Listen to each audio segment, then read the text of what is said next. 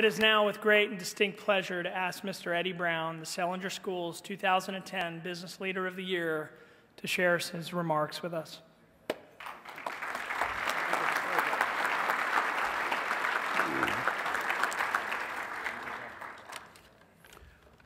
Thank you very much. Wasn't the student and the dean outstanding?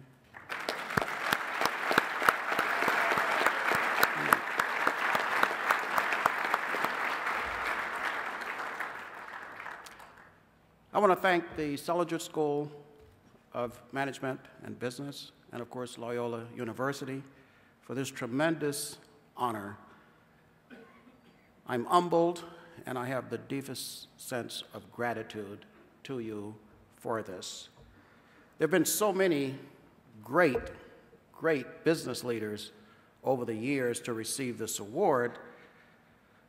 I guess maybe 6 months ago or so, I got a call, or my office got a call, that Dean Leggio and one of the members of the board, Ted Herget, would like to have lunch. And of course, when we get these kind of calls, my able executive assistant, Mary Johnson, knows exactly what to do. And that is to say that the Brown family are fully committed. You know, if this has anything to do with fundraising, or they assured her, absolutely not. So I agreed just to expose the dean, I guess who's been here now 3 years, the third year, to some business leaders in the community. So I naturally accepted. And to my big surprise, the dinner was really to ask me if I would be willing to accept this award. So thank you very much. Pleasant surprise. I don't get too many like that. Let me acknowledge some very important people without whom I would not be standing here tonight, and that's the employees of Brown Capital Management, some family members who are here, and some friends who are here. So I would like for them to just stand to be acknowledged.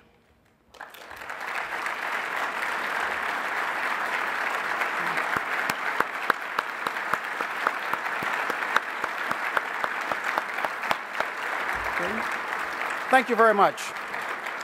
Without them, without the support of family and friends, I certainly would not be here. Let me tell you about some things that make you go,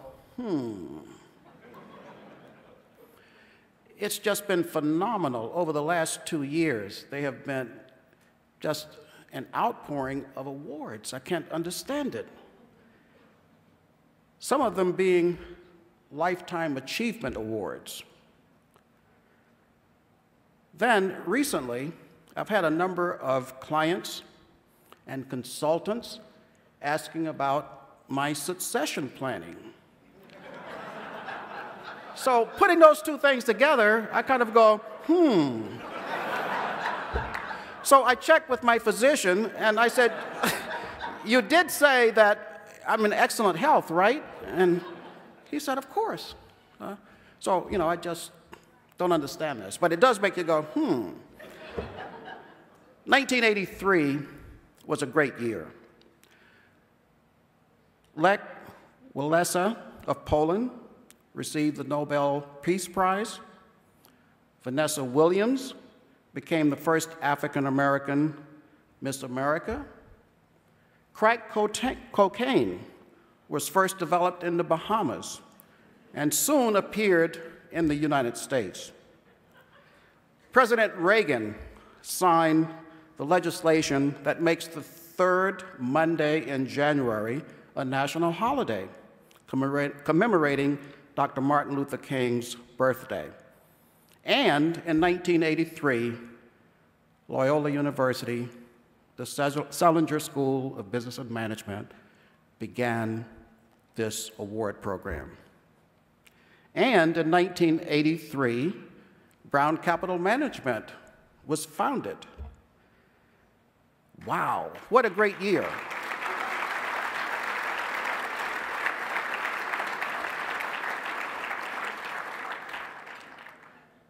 Brown Capital Management, you know, I left T. Rowe Price in 1983.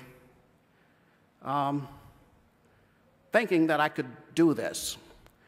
Fortunately, I had enough cash in the bank. I had my our two daughters' college education all set, and I had enough capital to last maybe 3 or 4 years. So I decided to become an entrepreneur. And as my daughters and wife often reminds me, 0 income, 0 assets under management, and, giving it a try. My friends thought we were absolutely nuts to leave T. Rowe Price. Will the people from T. Rowe Price, the table, please stand? I can't see out there. We must have a T. Rowe Price table. Let me tell you the reason I do that. Because in 1973, T. Rowe Price Associates took one of the biggest business risks, I think, in the investment industry. They hired their first African American. T. Rowe Price founded the firm in 1937. From 1937 until 1973, there was not a single African American investment professional. They took a risk, a big risk, and I'm eternally grateful to T. Rowe Price for taking that risk.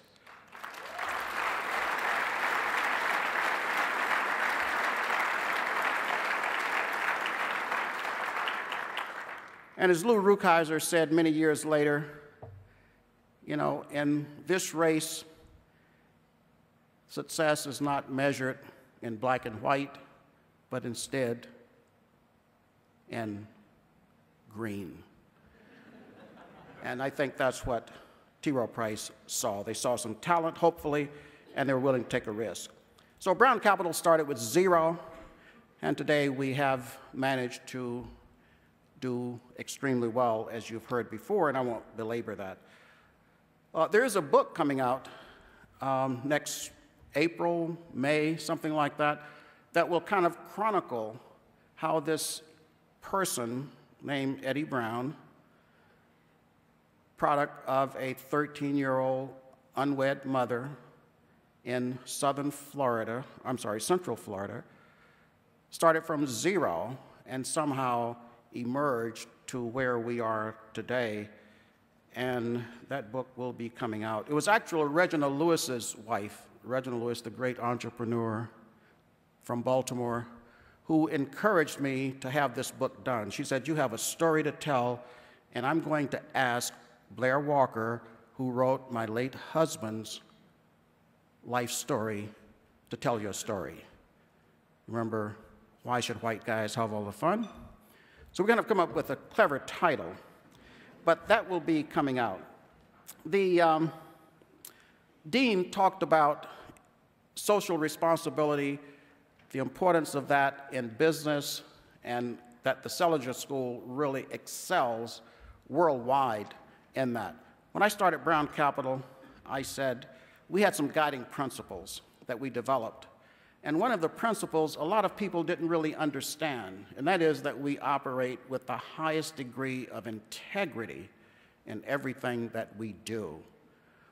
Along the way, as certain things happened on Wall Street, it became very clear why that was a very important guiding principle. So over the whole now 27-year history of Brown Capital, we've never had a blemish on our record, and we never intend to, because we are operating with the highest degree of integrity in all of our business practices.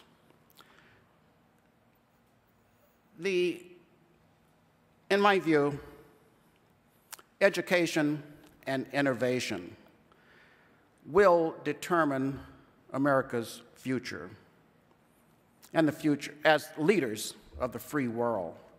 I had the good fortune last week of being out in Palm Springs, California, to kind of share in this big event that's the Ernst & Young Entrepreneur of the Year, the national award program. Saturday evening is hosted by Jay Leno, 3,000 people. It's a major, major production. So I can tell you that entrepreneurship in America is alive and well.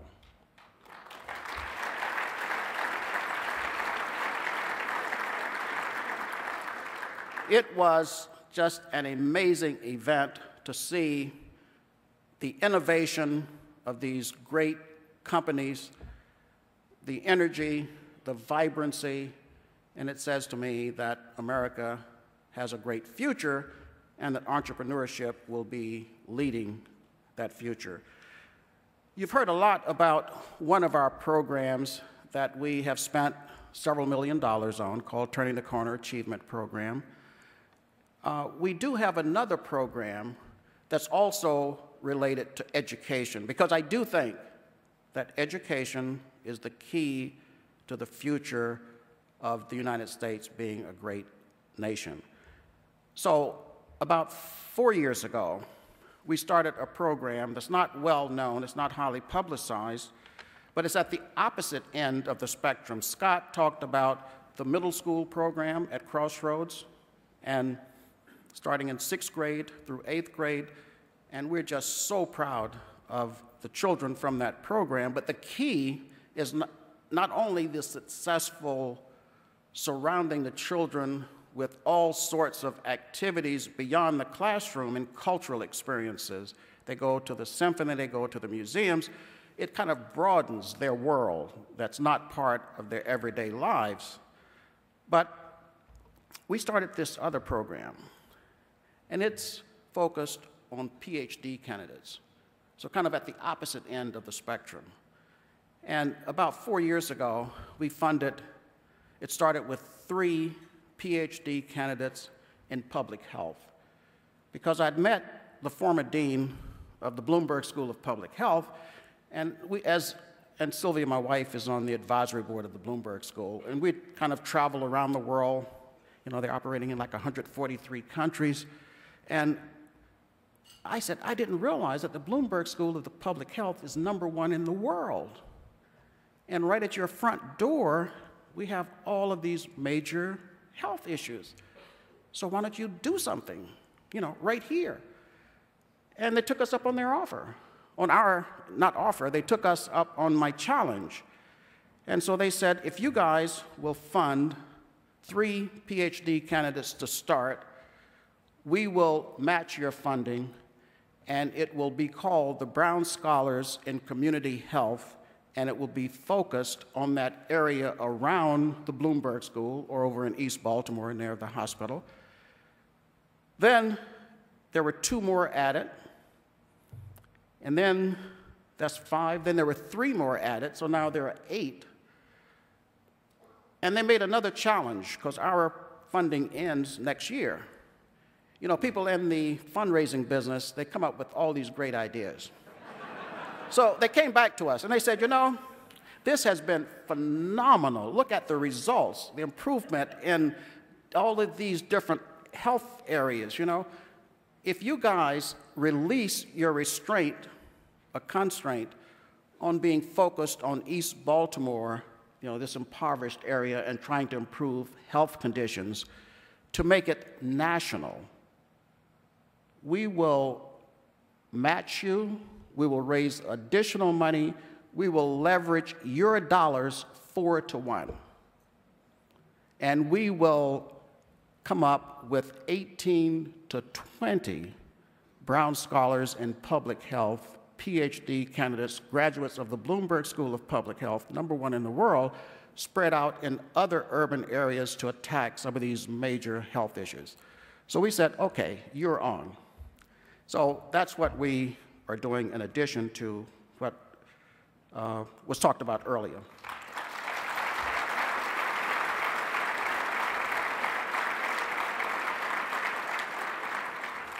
Let me tell you, and I'm going to close. I understand I have just another couple of minutes.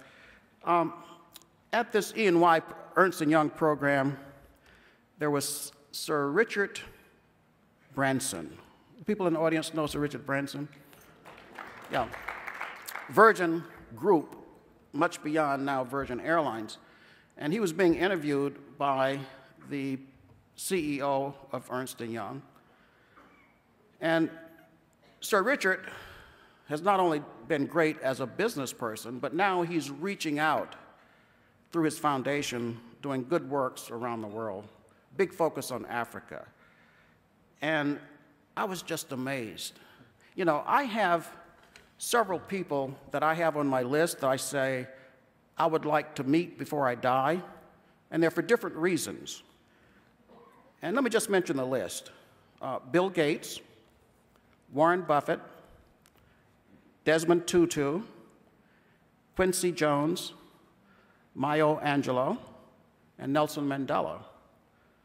Now, I've been fortunate to meet Bill Gates, Warren Buffett, and Desmond Tutu over the years. I've not had extended conversations, but I would like to have a couple of hours with each of those persons, so I still have to get to Quincy Jones, Maya Angelou, and Nelson Mandela.